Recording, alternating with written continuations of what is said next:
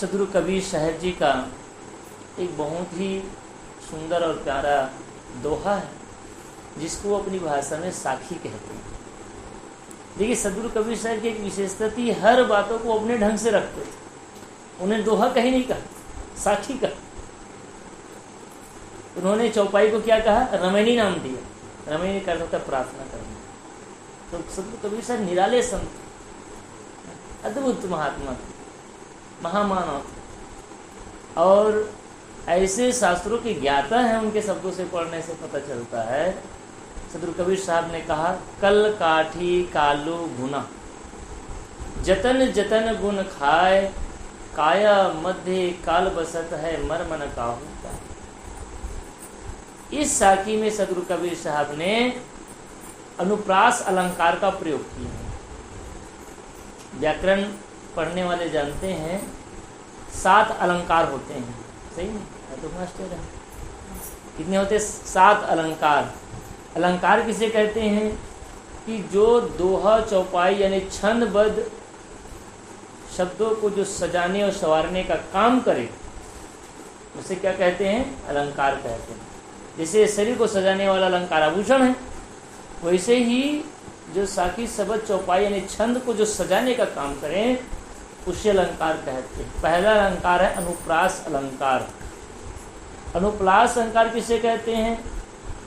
एक ही शब्दों या एक ही वाक्य को बार बार पुनरावृत्ति होना, यह अनुप्रास अलंकार कहलाता है। कबीर साहब ने क्या कहा? कल काठी कालू घुना, क सही नहीं? गोस्वामी जी ने भी बहुत ऐसे जगह कहा, प्रयोग किए। तो कबीर साहब कितने मर्मज्ञ थे सब चीज को बोलने वाले। दोहा में 13 और 11 का मात्रा होता है, उसको दोहा कहते हैं। कितने मात्रा होता है? पहला चरण 13 अक्षर का, दूसरा चरण, और इसको जस्ट उल्टा कर दी तो क्या बन जाएगा? सोरठा बन जाता है। 11 चरण और 13 चरण का अगर है तो वो सोरठा हो जाता है, उसी को सोरठा कहते हैं, सही कि नहीं? तो जितने भी छंद होते हैं उसकी मात्रा के अनुसार से ही छंद का निर्माण हुआ है, याद रखना। किसी भी छंद को कुछ भी नाम नहीं दे सकते, उस नाम देने के पीछे कारण है, महत्व है। जैसे गायत्री मंत्र उसे कहते हैं जिस मंत्र के अंतर्गत में 24 अक्षर होता है। जो 24 अक्षर से युक्त है उसे गायत्री मंत्र कहते हैं।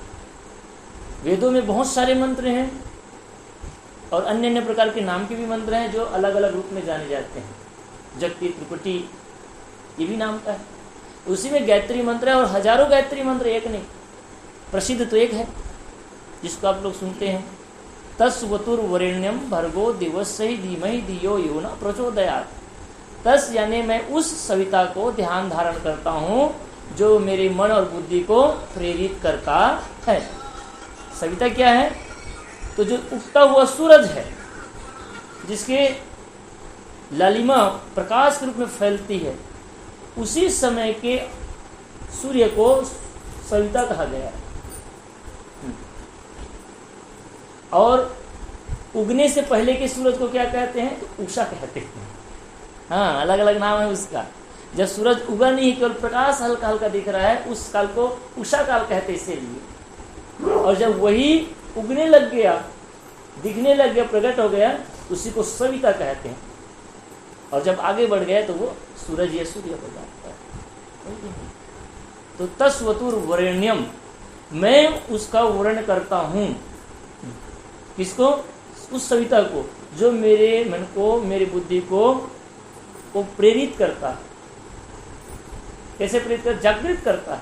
देखिए, सूरज जब उगता है ना तो पूरी प्रकृति खिल उठती है, सही कि नहीं? और हम भी खिल उठते हैं, जागृत हो जाते हैं। इसलिए हम पूरी प्रकृति को प्रेरित करते हैं, जागृत करता है। इसलिए वो उसको मैं ध्यान धारण करता हूँ, मैं उसका स्मरण करता हूँ, ये अर्थ होता है। इतना इसको विश्वामित्र ऋषि ने रचा है। जब सवेरे उठा तो उसके मुख से, मुखारविंद से निकल पड़ा तस्वतुर वरेण्यम भर्गो दिवस्य, वैसे ही धीमहि धियो यो न प्रचोदयात्। इसमें 24 मंत्र, ठीक है। ऐसे जितने भी 24 मंत्र के होगा वो गायत्री कहलाते हैं। खसार बात यह, सदगुरु कबीर साहब ने कहा कल काठी कालू घुना, शब्दों के इतने शिल्पी थे। कल, कल का अर्थ होता है कमजोर। कल का पहला अर्थ क्या होता है? एक काली वाला कल नहीं है ना, एक समय वाला कल होता है। आने वाले दिन को क्या कहते हैं? कल कहते हैं। कल का यहाँ पर होता है, कल का दूसरा अर्थ कल पुर्जा भी होता है, यानी मशीन। कल का दूसरा अर्थ क्या होता है? मशीनरी चीज़ों को भी कल कहते हैं, कल पुर्जे, वो भी कल। इसलिए कल खाना, कारखाना जो बना है, कल खाना से कारखाना बना है। शुद्ध शब्द है कल, यानी कल पुर्जा बनाने वाला स्थान। तो कल, कल का होता है मशीन। लेकिन सदगुरु कबीर साहब ने यहाँ क्या कहा? कल, यहाँ का क्या है? यहाँ का अर्थ है कमजोर। कल काठी, तो क्या? काठी, काठी यानी कठवा, लकड़ी। ये जो शरीर है मानो क्या है? लकड़ी। बहुत कमजोर भी है, और ये कमजोर लकड़ी है। कमजोर तो है लेकिन कमजोर लकड़ी है। कल काठी कालू घुना।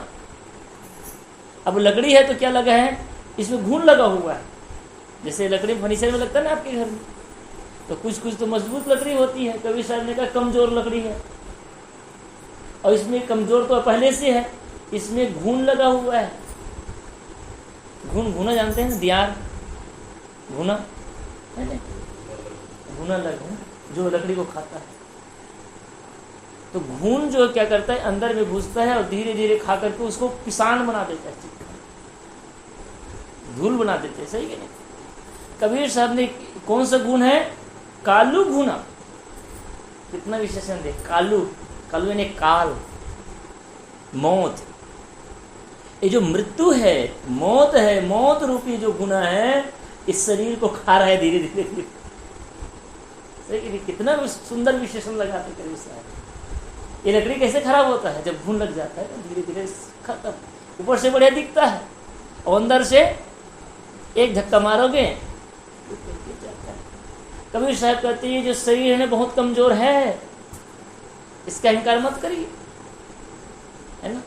बड़ा सुंदर दिखता है, बहुत मजबूत है, बहुत बलवान है, बहुत ताकतवर है, आदमी अहंकार करता है। मेरे से बरसाली दारा सिंह थे, बड़ा पहलवान, कई लोगों को पछाड़ देने वाला।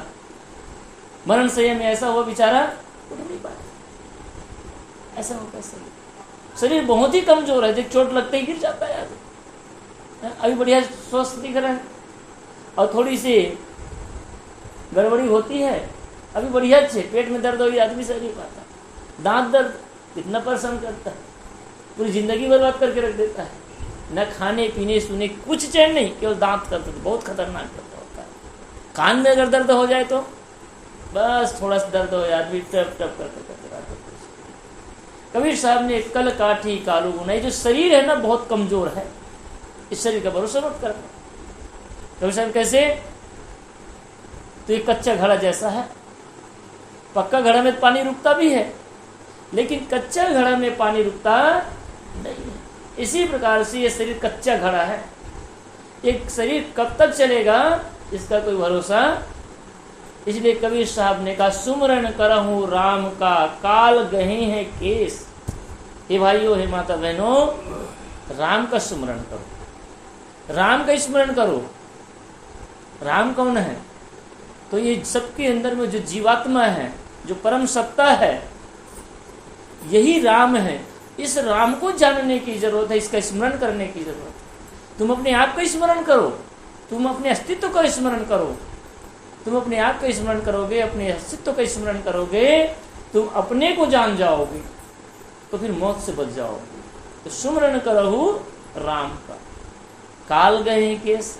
ये जो काल है ना, वो सबके केस को पकड़ा हुआ है, सबके चोटी को पकड़ा हुआ। न जाने कब मारी है, पता नहीं वो कब घसीट कर कहाँ मार ले। क्या घर क्या परदेश। कोई घर में मर जाता है, कोई परदेश में मर जाता है, कोई ठिकाना है क्या? इसलिए कोई ठिकाना नहीं, कहाँ पर शरीर छूटेगा। हम लोगों को आश्चर्य होता है, अमुक आदमी कैसे मर गया, मरने में आश्चर्य। कबीर साहब कहते मुझे मरने में आश्चर्य नहीं होता, मुझे तो जीने में आश्चर्य होता है। हम लोग को दुख होता है कैसे मर गए, बढ़िया रीत से बहुत दिन जीता। कबीर साहब की दृष्टि पहनी दृष्टि, उल्टी दृष्टि। हम लोग दूसरी दृष्टि देते हैं, दूसरी दृष्टि सोचते हैं। कबीर साहब कहते जीने में आश्रय मरने में आश्रय नहीं है। 10 द्वारे का पिंजड़ा तामे पंछी पौन और रहबे को अचरज है, रहने में अचरज है, आश्चर्य मुझे। ये जो जीवात्मा है इस शरीर में रहता कैसे है? आप गंदगी में रहना नहीं पसंद करेंगे ना। तो कमरा हो जहां बदबू आ रहा हो, गंदगी ही हो, उस घर में रहना पसंद करें? अब ये जीवात्मा टट्टी पेशाब मल मूत्र सभी में है, तो ये 10 द्वारा से 10 और द्वार नरक भूई बूढ़े तू गंदगी को बेड़ो। ये गंदगी का ही तो बेड़ा है। आंख से, कान से, नाक से, जीभ से, हर दिशा से गंदगी ही निकल रही। अगर थोड़ा चिंतन करें, आदमी सवेरे सोकर उठे और मुंह न धोए ना तो बदसूरत दिखता है। गर्म ठंडी के दिनों में देखो आंख में बहुत गंदगी आ जाती है। नाक अगर कान न साफ करें, कान गंदा हो जा रहता है। थोड़ा सा सर्दी जुकाम आ जाए, नाक से गंदगी बहने लगती है। और रात दिन पसीना तो निकाले भी तो गंदगी है ही। ये बाल गंदगी ही है, नख जो है ये सब गंदगी विकारी तो है। शरीर से केवल गंदगी ही तो निकल रही है, निरंतर गंदगी निकल रही है। हम खाते हैं बढ़िया बढ़िया चीजें, देखिए दुनिया में जितने भी फैक्ट्री है ना, वो कच्चा को पक्का बनाने के लिए है, सही नहीं? बला डीला से कच्चा लोहा आता है, वो भिलाई में जाकर पक्का बन जाता है, सही नहीं बात? और ये फैक्ट्री ऐसा है, इसमें पक्का डालिए, बढ़िया सेब संतरा मौसम्बी अनानास काजू किशमिश बादाम छुहारा नाना प्रकार के बहुव्यंजन बढ़िया बना पक्का भोजन, नहीं पक्का भोजन डालते हैं और बनता क्या है? खराब भोजन, जिसको देखना भी सुना ही पसंद नहीं। कभी सामने तू गंदी को बेड़ा, तू गंदी को बेड़ा है, इस शरीर पर अहंकार मत करिए। तो कबीर साहब ने कहा कि जो जीवन है, ये शरीर है, इसके रहने में मुझे आश्चर्य होता है। कैसे? जैसे कोई पिंजड़ा हो, तोता रहते ना पिंजड़ा, उसमें एक दरवाजा रहता है, दरवाजा बंद है तो अंदर रहता है और दरवाजा खुल जाए तो उसके बाहर जाता है। कबीर साहब ने किया 10 दरवाजा, एक दरवाजा नहीं है माता जी। कितने दरवाजा है? 10 दरवाजा है। प्रत्यक्ष दरवाजा, अप्रत्यक्ष है तो पूरे दरवाजा ही दरवाजा है। शरीर सूक्ष्म कणों का जोड़ तो ही है, हर रोम रोम में छिद्र है, सही कि नहीं? लेकिन प्रत्यक्ष रूप में 10 दरवाजा है। आंख, नाक, कान, जीभ, चाह में जितने प्रकार के स्थान है सब छेद है। और जीवात्मा कब किस स्थान से निकल जाए कोई गारंटी है क्या? तो बैठने में आश्चर्य, रहने में आश्चर्य, जाने में आश्चर्य। और हम लोग मौत से डरते हैं। कबीर साहब ने कहा मौत से डरो मत, वो तो परम सत्य है, सबको होना है। जिसका भी मृत्यु जन्म हुआ है उसका मृत्यु निश्चित है। हम लोग किसकी यात्रा कर रहे हैं? सोच रहे होंगे अयोध्या की यात्रा हो रही होने वाली, सही? कुछ लोग धन बटोरने की यात्रा कर रहे हैं, सही कि नहीं? कोई लोग बढ़िया बढ़िया संपत्ति इकट्ठा करने की यात्रा। और मौत क्या कहती है? अरे मोरा तू जितना भी इकट्ठा कर ले, तू तो आएगा मेरे स्थान तक, शमशान तक ही जाने वाला है, सही कि नहीं? हमारा अंतिम स्थान मौत है और इस शरीर का अंतिम स्थान वो शमशान का है। इससे ज्यादा कुछ नहीं। व्यवहार के लिए सब चीज जरूरी है, करना भी चाहिए। व्यवहार निभाने के लिए, परिवार के लिए, समाज के लिए, सेवा के लिए, ये सबकी जरूरत, इसकी अवहेलना नहीं है। ऐसे नहीं कि संत पूजन इसको नकारते हैं, लेकिन इसमें चिपकने के लिए नहीं कहते, मोह नहीं करने के लिए। उपयोग करो, बनाओ, सब चीज करो, लेकिन कैसे रहें? जैसे नारियल, 2 प्रकार के नारियल होता है। एक गीला नारियल होता है। गीला नारियल क्या होता है? वो अपने खोतली से चिपका रहता है। जब उसको तोड़ेंगे ना तो सही टूटता नहीं, छिन भिन हो जाता है, गीला रहता है, वो चिपका रहता है। और जो सूखा नारियल रहता है तो तोड़ेंगे साबुत अलग भेली निकल जाता है। नारियल उसी खोतली के अंदर में है लेकिन उससे अलग है। क्यों? क्योंकि उसका पानी सूख गया है।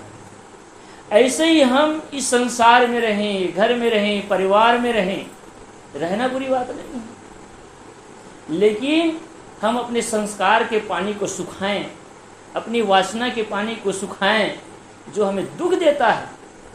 कौन दुख देता है? बहू दुख नहीं देती, बेटा दुख नहीं देते, घर संपत्ति जायदाद दुख नहीं देते, उसके प्रति जो आसक्ति है ना वो दुख देता है। उसके प्रति जो मोह है तो दुख देता है। अगर कोई दूसरा आदमी गांव का कोई कुछ कह देगा ना तो उतना बुरा नहीं लगता, सही कि नहीं। राह चलते कोई कह दिया या गांव कोई आदमी कुछ भला बुरा कह दिया तो ये तो चुप सुन लोगे या तो थोड़ा जवाब दे दोगे, लेकिन बुरा नहीं लगेगा ज़्यादा, मन में नहीं लोगे अरे अच्छा ना कहने वाला कह दिया। लेकिन वही बात अगर घर की बहू कह दे, घर के बच्चे कह दिए तो दिन भर मन में सालता रहेगा, मोर बेटा मोर कैसे कह दी, मोर कैसे कह दी। तो जिसके प्रति जितना ज़्यादा ममता होगी, जितना मोह होगा, उतना ही बात चुभती है। क्यों चुभती है? क्योंकि हम चिपके रहते हैं। ये चिपकाहट ही, इसी को संत गुरुजन आसक्ति कहते हैं, इसी को वासना कहते हैं, इसी को माया कहते हैं। संसार माया नहीं है, मन जिन प्राणी पदार्थों के प्रति आसक्त होता है वही हमारे लिए माया हो जाता है। इसलिए हम सब किधर जा रहे हैं? मौत की ओर यात्रा हो रही है। इसलिए मौत से नहीं बच सकते हैं। इसलिए क्या करें? जाने से पहले जाने की तैयारी कर लें। जो जाने की तैयारी कर लेगा ना उसको दुख नहीं होगा। जिस धर्मशाला में जाए रहते हैं, दिन भर रहते हैं, सांझ के तो छोड़ने में दुख होता है क्या? ट्रेन में हमने 10 घंटे का टिकट कटाया, पता है हमको छोड़ना है तो दुख होता है क्या? जब जान जाते तो दुख नहीं होता है। हाँ, जैसे इलाहाबाद जाना है और कटनी में उतार देगा तो दुख होगा, क्योंकि हमने मन बना लिया था इलाहाबाद तक जाएंगे, सही कि नहीं। लेकिन इलाहाबाद जाने में कोई दुख होगा? क्योंकि वहाँ तो छोड़ना ही है। छोड़ने में सुख है, याद रखिए। गंतव्य स्थल में पहुँच गए तो पकड़ने में दुख है, छोड़ने में दुख नहीं। यात्रा तक नहीं पूरी नहीं हुई है तो छोड़ने में दुख है, और यात्रा पूरी हो गई तो पकड़ने में दुख है। अब पकड़ के नहीं रहेंगे। अभी बस में थे तो सीट के पास भी आ जाते तो भगाते, चलो चलो चलो उधर चलो, और उतरने के बाद उसी कहीं भी जगह खाली करो, मुझे उतरने, आ तू बैठ जा, उसको बैठा दे, सही कि नहीं। इसी प्रकार से हम सबको एक दिन इस संसार को छोड़कर जाना है। इसलिए सदैव हम सबको मौत का स्मरण करते रहना। जो मौत को याद करेगा, स्मरण करेगा, वो आदमी कभी अहंकार नहीं कर सकता, कभी अहंकार नहीं, क्योंकि हमें भी एक दिन जाना है। हम लोग भूल जाते हैं इसलिए लगता है कि इसी संसार में हम लोग ऐसे बने रहेंगे, सही कि नहीं, सबको लगता है। और याद करने से किसी मौत नहीं होती, और मौत दुखद भी नहीं है। दुख तो इसलिए लगता है क्योंकि हम लोग बंधे हुए हैं, वासना है। जैसे किसी आदमी को 4 आना से कुछ लेना है तो जाएगा सामान लेने के लिए, और लेकर के आया, अगर सामान उसने पूरा नहीं लिया फिर लेने जाएगा। लेकिन जिसकी यात्रा पूरी हो गई उसको दुख होगा क्या? जिसने अपना सौदा पूरा कर लिया है तो उसको दुख होगा नहीं। लेकिन जिसने सौदा लेने गया, उसने सौदा नहीं लिया, वापस आते आते याद आया, अरे मैं तो जो सामान लेने के लिए गया था वो लिया नहीं, तो पछताना पड़ेगा। ये हम लोगों की यात्रा कैसी है? कई लोग बोलते हैं ना कि आदमी कैसे जल्दी, तो उसके प्रारब्ध पूरा जल्दी हुआ और वो सौभाग्यशाली है। ज़्यादा दिन जीने वाला सौभाग्यशाली नहीं है, वो ज़्यादा दिन सजा भोगने आया है। जैसे कोई जेल हो, जेल में एक आदमी 1 साल रहता है, एक आदमी 10 साल रहता है, एक आदमी 15 साल रहता है। तो 15 साल वाला सौभाग्यशाली है क्या? आप लोग कुछ, कौन सौभाग्यशाली है? अगर जेल चला भी गया तो वो ज़्यादा सौभाग्यशाली जो जिसका छुट्टी जल्दी होने वाली है, क्योंकि 4-6 महीना में गलती तो किया, लेकिन 4-6 महीने में वो जेल से छूट जाएगा। वास्तव में अगर हम ध्यान से देखें तो संसार जेल खाना ही तो है, दुख तो ही पा रहे हैं, संसार में भटकी तो रहे, और इस जेल खाने से अगर छुट्टी मिल जाए तो क्या गुनाह है? लेकिन छुट्टी नहीं पाना चाहते आदमी, उसी से मोह कर लेता है। एक बार की बात है, एक जेल था, जेल में राष्ट्रपति भाषण देने गए, भाषण देने सभी कैदी को बुलाया। अब जेल में कौन है? कोई धर्मात्मा थोड़ी सुनने लगे, फिर जेल में अपराधी में नहीं, सही है, अपराधी सब बैठाए गए थे। वहाँ के जो पुलिस अधीक्षक था आदेश दिया सभी को बैठाए। राष्ट्रपति का भाषण हुआ। भाषण देने के बाद राष्ट्रपति ने कहा, देखो आज हमारा देश आज़ाद हुआ, और देश आज़ाद हुआ है इसलिए मैं अपने अधिकार का प्रयोग करते हुए मैं आप लोगों को आज अधिकार देता हूं, तुम लोग जो मांगोगे वो तुमको उपलब्ध कर दिया जाएगा। तुम स्वेच्छा से जो मांगना चाहो आपको दे दिया जाएगा, और आप अपनी कमी बताइए उसकी पूर्ति की जाएगी।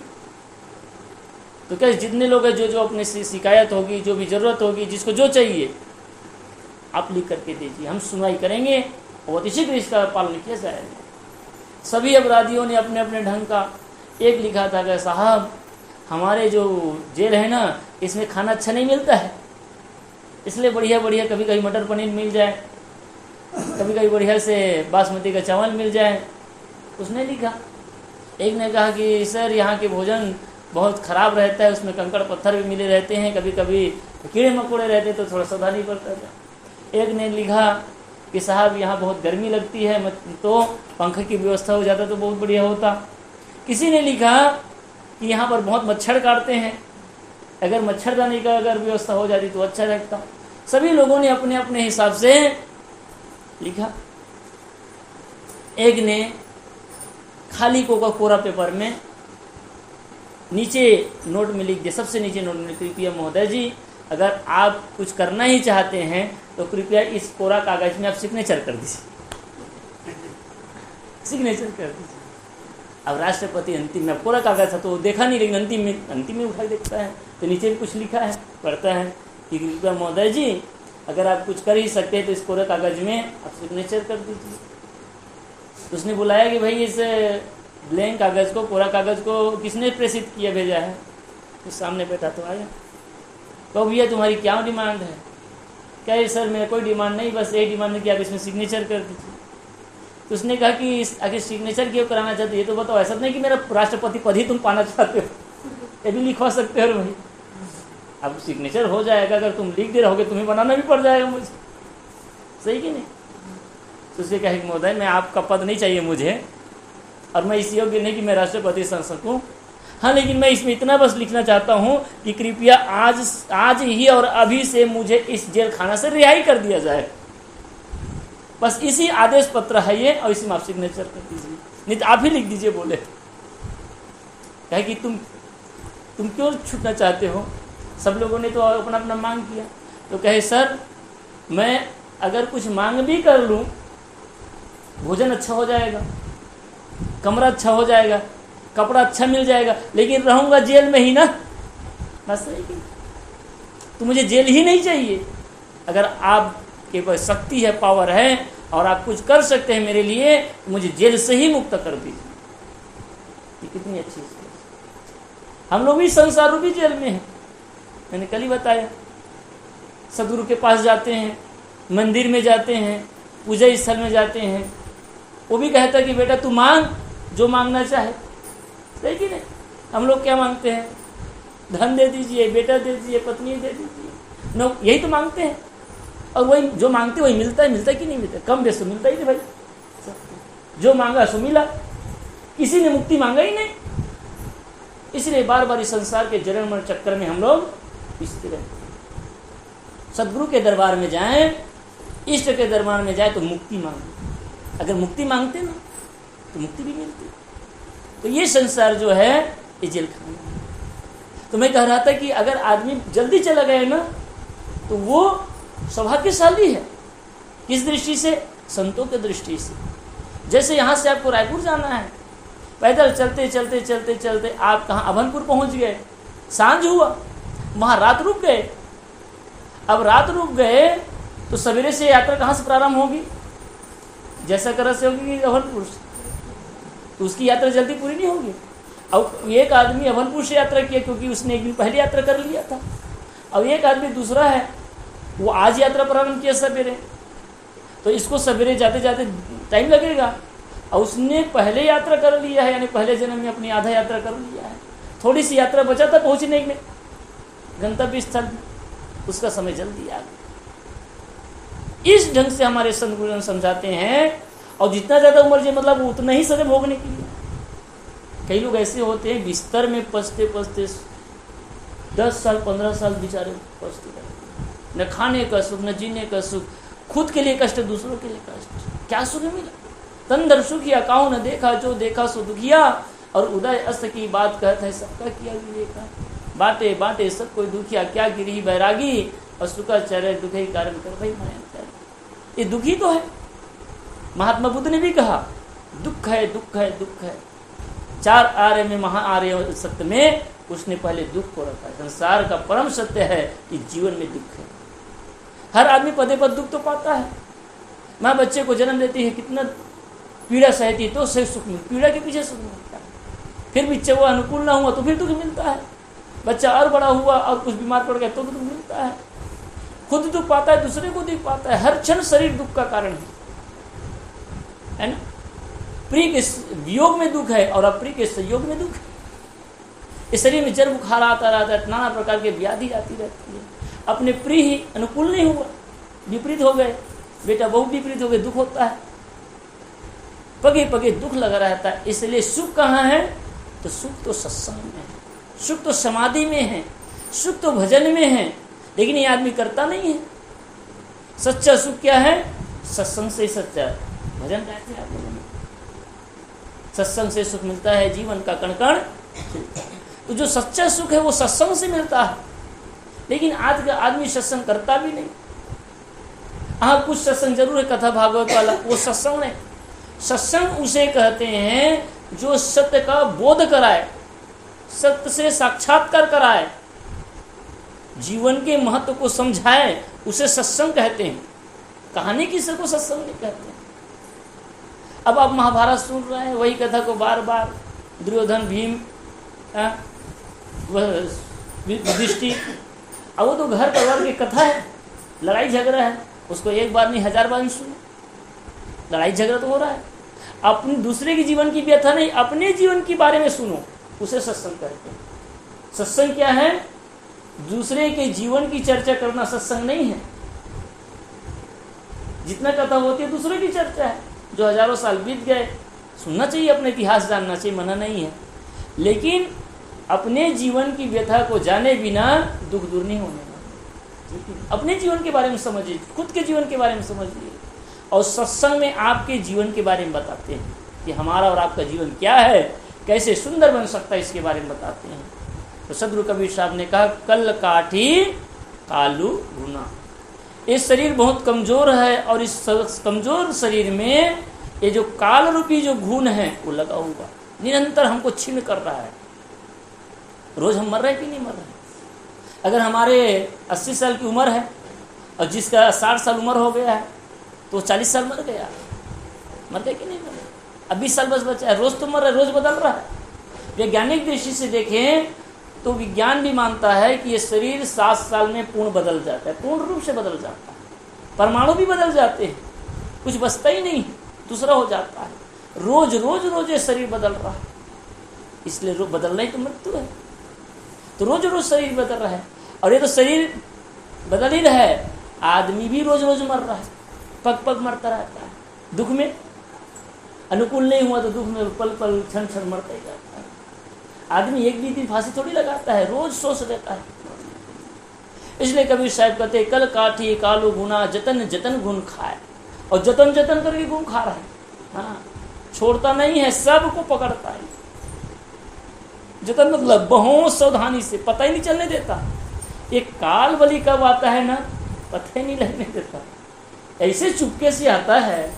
कभी कभी घर में रहेंगे नहीं, पर बैठे हैं और बिल्ली किचन में ऐसे चुपके से घुसती है, पता नहीं चलता। जब दूध को पी करके भागती है तो पता चलता है, सही कि नहीं? डर में भागती, पी तो ली, अब डर में जब छलांग लगाकर भागती है और जब दूध का ढक्कन गिरता है ना तब पता चलता है, तब तक पी दे रहती है। काल बलि तो उससे भी बहुत ज्यादा चतुर है। जो काल जब आता है ना, आदमी को एहसास ही नहीं होता, समझ ही नहीं पाते कि अब हम किसी काल आ जाए। बहुत जतन पूर्वक ले जाता है, सही नहीं? और इसके हाथ से कौन नहीं बच सकता। तो जतन जतन काया मध्य काल बसत, मर्म न कहो पाए। कबीर साहब कहते हैं ये जो काल है ना, ये काया के मध्य में ही बसता है, बाहर नहीं। लेकिन इसका मर्म कोई नहीं पाता। जिस दिन से हमने जन्म लिया उसी दिन से मौत हमारे पीछे पड़ गई, उसी दिन से लग गई। जब जन्म होता है, जन्म के साथ ही मरण साथ साथ लग जाता है। तो करना क्या है, तो मौत तो निश्चित है, इसलिए जाने से पहले जाने की तैयारी कर। जो जाने की तैयारी कर लेता है वो आदमी अफसोस नहीं करता। जैसे किसी को यात्रा में जाना हो तो तैयारी करता है कि नहीं करता। माता जी अयोध्या जाने के टाइम आके तैयारी करेगी, अरे पैसा बचल तो सरकार दी, बाकी तैयारी करे चल लगी, कपड़ा लत्ता रखे रहेगी, थोड़ा बहुत खाए पिए के सामान रखे लगी, थोड़ा बहुत पैसा भी रखना पड़ेगा इमरजेंसी के, तैयारी करता है। कहाँ जितनी लंबी यात्रा होगी उतनी बड़ी तैयारी करनी पड़ती है, ध्यान दीजिए, सही कि नहीं। और हम लोग तो ऐसी यात्रा में जाने वाले हैं जिसका कोई ठिकाना ही नहीं है, कितनी तैयारी करनी चाहिए हम लोगों को, लेकिन हम लोग कोई तैयारी नहीं, यहीं इसके लिए जो कुछ करते हैं यहीं के लिए कर रहे हैं, सही कि नहीं। यात्रा की तैयारी कहाँ कर रहे हैं, तो यात्रा की तैयारी करें। जैसे यात्रा के लिए आप कपड़ा तैयार करते हैं, पैसा तैयार करते हैं, कुछ खाने का तैयार करते हैं, टिकट बनवाते हैं, सब तैयारी होती है ना। संत गुरुजन कहते हैं कि यात्रा की भी, अंतिम यात्रा की भी तैयारी करिए। अंतिम यात्रा की तैयारी क्या है, यहाँ ही संबल कर ले, आगे भी सही बात। कभी शायद यहाँ इसी मानव जीवन में रह करके तू संबल इकट्ठा कर ले, भक्ति का संबल इकट्ठा कर ले, धर्म का संबल इकट्ठा कर ले, ज्ञान वैराग्य का संबल इकट्ठा कर ले, सद्गुण सदाचार का संबल इकट्ठा कर ले। अगर ये संबल रहेगा ना तो आप भूखा नहीं मरेंगे। और ये संबल नहीं रहेगा, जैसे यात्रा में निकल गए, पैसा तो रखे नहीं, खाना तो रखे नहीं, तो भूखा मरना पड़ेगा, ठंडी लगेगी, गर्मी लगेगी, तो जहाँ तहाँ सोना पड़ेगा, रात भर ठिठुरना पड़ेगा। लेकिन जो आदमी कंबल रख लिया अपने पास, ओढ़ने की लकड़ी, वो कहीं भी जाएगा, सुख से सोएगा। इसी प्रकार से ये जीवन यात्रा है। इसी जीवन यात्रा को जीते जीते हमें क्या करना है, अपने अगली यात्रा के लिए तैयारी, संबल इकट्ठा करना। और ये संबल क्या है, तो दूसरों के साथ सुंदर व्यवहार करना, अपने जीवन को सुंदर बनाने का काम करना, सद्गुण सदाचार नैतिकता पूर्वक जीवन जीना, धर्म का अनुसरण करना, भक्ति मार्ग में चलना, ये सब क्या, ये संबल है। दया क्षमा शिव संतोष का ये संबल इकट्ठा करना।